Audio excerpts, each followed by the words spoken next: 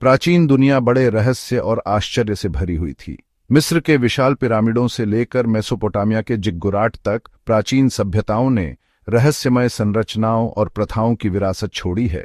इनमें से Greco Roman दुनिया के रहस्यमय धर्म विशेष रूप से दिलचस्प हैं। ये गुप्त समाज अपने अनुयायियों को आध्यात्मिक ज्ञान और मोक्ष का मार्ग प्रदान करते थे। उन्होंने मृत्यु के परे एक झलक का वादा किया था। हेलेनिस्टिक काल और ईसाई धर्म के उदय के बीच फलते फूलते ये रहस्यवादी पंथ पारंपरिक राज्य प्रायोजित धर्मों के विकल्प की पेशकश करते थे। उन्होंने एक अधिक व्यक्तिगत और रहस्यमय अनुभव प्रदान किया। ये धर्म अपने गुप्त स्वभाव के लिए जाने जाते थे। उनके अनुष्ठानों और मान्यताओं की बारीकी से रक्षा की जाती थी। केवल दीक्षित ही अंदर छिपे रहस्यों से अवगत थे। इन रहस्यमय धर्मों का आकर्षण छिपे हुए ज्ञान और ईश्वर के साथ गहरे संबंध के उनके वादे में निहित था। उन्होंने अपनेपन और समुदाय की भावना प्रदान की। यह एक ऐसी दुनिया में विशेष रूप से आकर्षक था जो अक्सर अनिश्चितता और परिवर्तन से भरी होती थी। रहस्य पंथों ने दुनिया की अराजकता से एक शरण स्थली की पेशकश की। उन्होंने आंतरिक शांति और समझ का मार्ग प्रदान किया। इन रहस्यमय धर्मों का अध्ययन चुनौतीपूर्ण और फायदेमंद दोनों है। एक समय इन पंथों की रक्षा करने वाला गोपनीयता का आवरण अब उनके रीति रिवाजों और विश्वासों का पुनर्निर्माण करना मुश्किल बना देता है। हालांकि बचे हुए सबूतों के टुकड़ों को जोड़कर हम प्राचीन दुनिया के इन आकर्षक और रहस्यमय पहलुओं की एक झलक प्राप्त कर सकते हैं। हम उनके द्वारा धारण किए गए रहस्यों की शक्ति और आकर्षण की सराहना कर सकते हैं।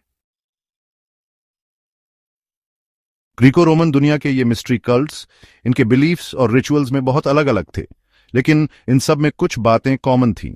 अक्सर ये किसी खास देवी देवता या कहानी पर बेस्ड होते थे। ये पर्सनल एक्सपीरियंस और ट्रांसफॉर्मेशन पर जोर देते थे। इन कल्ट्स में इनिशिएशन को सिंबॉलिक डेथ और रीबर्थ माना जाता था। ये एक गहरी स्पिरिचुअल अवेकनिंग की निशानी थी। ये कल्ट्स कम्युनिटी और सपोर्ट का एहसास देते थे। ये खास तौर पर उस जमाने में जरूरी था जब सोशल स्ट्रक्चर्स बहुत सख्त और अनफॉरगिविंग होती थीं। मिस्ट्री कल्ट्स में बने बॉन्ड्स सोशल बैरियर्स से परे होते थे। ये इनिशिएट्स के बीच ब्रदरहुड और सिस्टरहुड का एहसास पैदा करते थे। इन कल्ट्स का सीक्रेटिव नेचर इनको स्टडी करना मुश्किल बना देता है। हम जो भी जानते हैं वो मोस्टली फ्रेगमेंटरी अकाउंट से ही पता चलता है। ये अक्सर आउटसाइडर्स द्वारा लिखे गए होते थे जो इन कल्ट्स के बिलीफ्स और रिचुअल्स के खिलाफ होते थे। इन चैलेंजेस के बावजूद स्कॉलर्स इन फैसिनेटिंग रिलीजन्स की कुछ अंडरस्टैंडिंग बना पाए हैं। वो आर्कियोलॉजिकल एविडेंस, इंस्क्रिप्शंस और अर्ली चर्च फादर्स के राइटिंग्स यूज करते हैं। ग्रीको रोमन दुनिया के रिलीजियस लैंडस्केप को समझने के लिए मिस्ट्री रिलीजन्स की स्टडी बहुत इंपॉर्टेंट है। ये कल्ट्स बस अनइम्पॉर्टेंट या ऑब्सक्योर प्रैक्टिसेस नहीं थे। ये उस समय के सोशल और रिलीजियस फैब्रिक का एक इंपॉर्टेंट हिस्सा थे। इन्होंने बाद के रिलीजियस और फिलोसॉफिकल मूवमेंट्स के डेवलपमेंट को इन्फ्लुएंस किया। इन मिस्ट्रीज को एक्सप्लोर करके हम ह्यूमन रिलीजियस एक्सपीरियंस की डाइवर्सिटी की ज्यादा अच्छी अंडरस्टैंडिंग पाते हैं। हम अननोन चीजों के बारे में मीनिंग और कनेक्शन ढूंढने की एंड्यूरिंग ह्यूमन सर्च को समझते हैं। ये एलुसिनियन मिस्ट्रीज ग्रीक शहर एलुसिस के नाम पर प्राचीन मिस्ट्री कल्ट्स में सबसे प्रसिद्ध और स्थायी में से एक थे। देवी डेमेटर और पर्सेफोन को समर्पित ये मिस्ट्रीज जीवन, मृत्यु और पुनर्जन्म के चक्र का जश्न मनाते थे। ये इनिशिएट्स को मृत्यु के बाद जीवन की आशा देते थे। एलुसिनियन मिस्ट्रीज गोपनीयता में डूबे हुए थे। संस्कारों के रहस्यों का खुलासा करना मृत्युदंड से दंडनीय था। इससे विद्वानों के लिए समारोहों के सटीक विवरण को फिर से बनाना मुश्किल हो गया है। हालांकि मिस्ट्रीज के कुछ पहलू झांत हैं। इनिशिएट्स शुद्धिकरण और तैयारी की अवधि से गुजरते थे। इसका समापन एथेंस से एलुसिस तक एक भव्य जुलूस में हुआ। एलुसिनियन मिस्ट्रीज का चरमोत्कर्ष टेलेस्टेरियन में हुआ। यह एलुसिस में एक बड़ा संलग्न हॉल था। यहाँ इनिशिएट्स ने एक पवित्र नाटक देखा। इसमें डेमेटर और पर्सेफोन के मिथक का पुण्य अधिनियमन शामिल था। इस नाटक का विवरण एक रहस्य बना हुआ है। हालांकि माना जाता है कि इसमें पवित्र वस्तुओं, संगीत और संभवतः मतिभ्रम करने वाले पदार्थों का भी उपयोग किया गया था। एलुसिनियन मिस्ट्रीज ने इनिशिएट्स को आशा और नवीनीकरण का एक दर्शन प्रदान किया। उन्होंने मृत्यु के सामने आराम की भावना प्रदान की। उन्होंने दीक्षित लोगों के लिए एक धन्य आफ्टर लाइफ का वादा किया। ये मिस्ट्रीज सदियों से लोकप्रिय थे। उन्होंने सम्राटों और दार्शनिकों सहित जीवन के सभी क्षेत्रों के लोगों को आकर्षित किया। एलुसिनियन मिस्ट्रीज नश्वर क्षेत्र से परे अर्थ और संबंध के लिए स्थायी मानवीय इच्छा के प्रमाण के रूप में खड़े हैं। मिथ्राइक मिस्ट्रीज, जो रोमान सोल्जर्स और ऑफिशियल्स में बहुत फेमस थे, वो एनलाइटनमेंट का एक अलग रास्ता दिखाते थे। यह कल्ट मिथ्रस भगवान के चारों ओर केंद्रित था, अनुशासन, वफादारी और ब्रह्मांडीय व्यवस्था के अनुसरण पर जोर देता था। मिथ्रस, जिन्हें अक्सर एक बैल को मारते हुए दिखाया जाता है, वो सूर्य की शक्ति और बुराई पर अच्छाई की जीत का प्रतिनिधित्व करते थे। मिथ्राइक मिस्ट्रीज अपनी हायरार्किकल स्ट्रक्चर के लिए जाने जाते थे। इनिशिएट्स कई ग्रेड्स से गुजरते थे। हर ग्रेड में और भी ज्यादा मुश्किल टेस्ट्स और रिचुअल्स होते थे। मिथ्राइक कल्ट ब्रदरहुड और लॉयल्टी पर जोर देने के लिए जाना जाता था। इनिशिएट्स सीक्रेसी की कस्में खाते थे और एक दूसरे का साथ देने का वादा करते थे। इसीलिए यह कल्ट सोल्जर्स को बहुत पसंद आता था, क्योंकि उन्हें इसके अंदर कमराडरी और सपोर्ट मिलता था। मिथ्राइक मिस्ट्रीज पूरे रोमन एम्पायर में फैल गए। सामाजिक और राजनीतिक बदलाव के समय में ये कल्ट्स लोगों को पर्पस और बिलोंगिंग का एहसास देते थे। कल्ट का डिसिप्लिन और ऑर्डर पर जोर रोमन आइडियल्स, ड्यूटी और ऑनर के साथ मेल खाता था। हालांकि मिथ्राइक मिस्ट्रीज बाद में कम हो गए, लेकिन उनका प्रभाव आर्ट, आइकॉनोग्राफी और रिलीजियस प्रैक्टिसेस में आज भी देखा जा सकता है, जो बाद की सदियों में उभरे। भाग 5, द डायोनिशियन मिस्ट्रीज, एक्सटेसी और बदलाव को अपनाना। द डायोनिशियन मिस्ट्रीज, जो कि शराब, रंगमंच और एक्सटेसी के ग्रीक देवता के नाम पर हैं, एक ज्यादा ही एक्सटेटिक और परिवर्तनकारी अनुभव प्रदान करते थे। ये मिस्ट्रीज, जो अक्सर जंगल में गुप्त रीति रिवाजों में मनाए जाते थे, इनमें संगीत, नृत्य और शराब का सेवन शामिल था। लक्ष्य एक्सटेटिक उन्माद की स्थिति को प्राप्त करना था। इसे दैवीय अवतार का एक रूप माना जाता था। द डायोनिशियन मिस्ट्रीज सामाजिक बाधाओं को तोड़ने और आदिम प्रवृत्ति को मुक्त करने पर अपने जोर के लिए जाने जाते थे। जानवरों की खाल पहने और आईवी से सजे हुए लोग उन्माद की स्थिति में खुद को नाचते थे।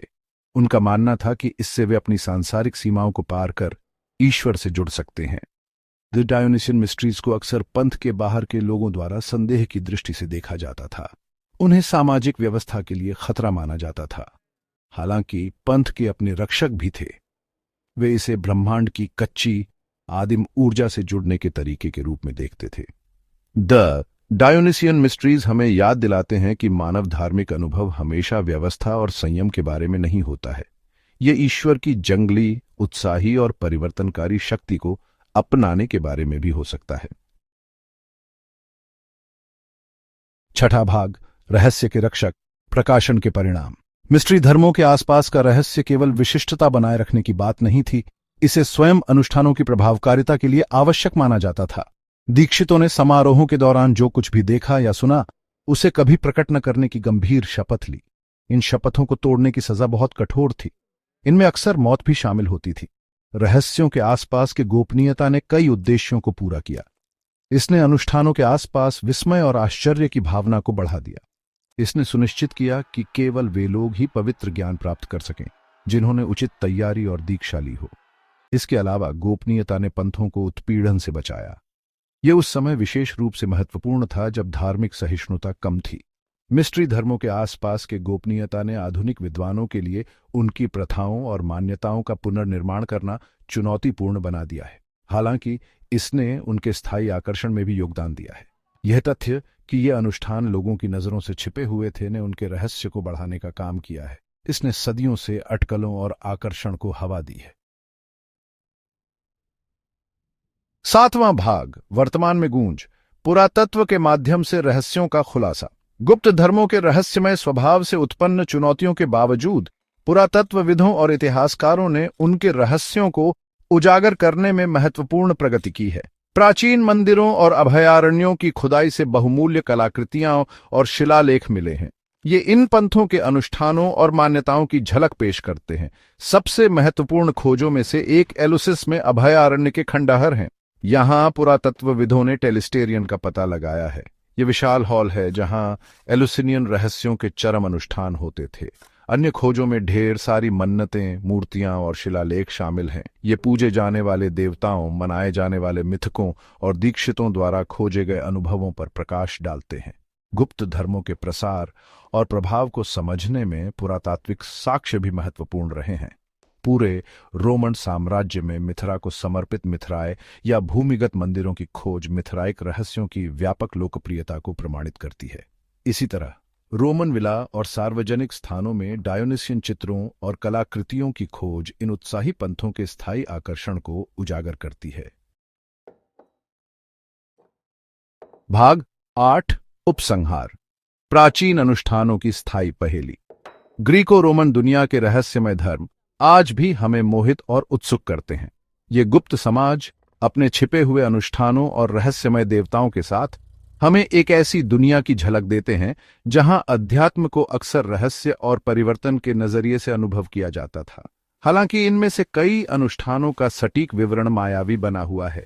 इन पंथों का अध्ययन प्राचीन दुनिया के धार्मिक परिदृश्य में बहुमूल्य अंतर्दृष्टि प्रदान करता है। यह अर्थ, संबंध और उत्कृष्टता की स्थायी मानवीय खोज पर प्रकाश डालता है। बाद की शताब्दियों की कला, साहित्य और धार्मिक प्रथाओं में रहस्यमय धर्मों की विरासत देखी जा सकती है। मृत्यु और पुनर्जन्म के विषय, छिपे हुए ज्ञान की खोज और इन पंथों में पाई जाने वाली मोक्ष की आशा पंथों के लुप्त होने के लंबे समय बाद तक गूंजती रही। रहस्यमय धर्म हमें याद दिलाते हैं कि मानवीय धार्मिक आवेग एक जटिल और बहुआयामी घटना है। इसे आसानी से वर्गीकृत या खारिज नहीं किया जा सकता है। प्राचीन रहस्य अनुष्ठानों का अध्ययन केवल एक शैक्षणिक अभ्यास नहीं है, यह मानवीय अनुभव के केंद्र की यात्रा है। यह एक अनुस्मारक है कि अर्थ और संबंध की खोज एक कालातीत और सार्वभौमिक खोज है, और जबकि जीवन के सबसे बड़े प्रश्नों के उत्तर मायावी हो सकते हैं, खोजने का कार्य, ब्रह्मांड के रहस्यों और उसमें हमारे स्थान की खोज एक यात्रा करने लायक है।